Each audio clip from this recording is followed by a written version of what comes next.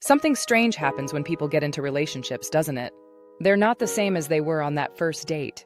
Their hobbies, routines, even how they speak, it all seems to shift. The question is why? Is it love? Is it compromise? Or is there something deeper going on that no one likes to admit? The truth is, being in a relationship is like stepping into a mirror. It shows you parts of yourself you didn't even know existed. And that's not always comfortable. In the beginning, there's excitement. You want to impress, to connect. So naturally, you adapt. You pick up their habits, start enjoying their interests, even if you never cared about them before. But over time, this blending of identities can feel less like love and more like losing yourself. And let's not ignore the pressure.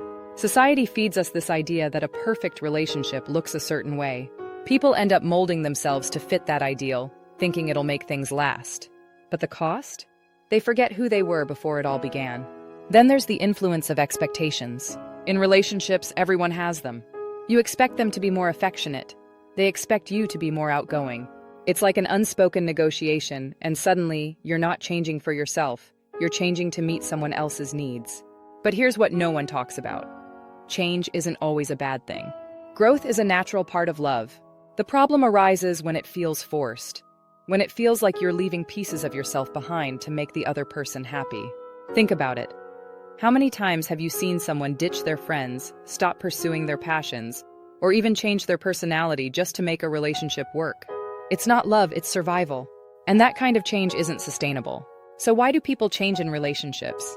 Because love makes us vulnerable. It challenges us to evolve. But the key is this.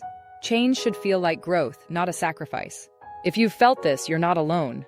Relationships aren't about losing who you are. They're about becoming more of who you're meant to be, together. So have you experienced this kind of change? Was it worth it, or did it cost too much? Let's hear your story in the comments. This is a conversation we need to have.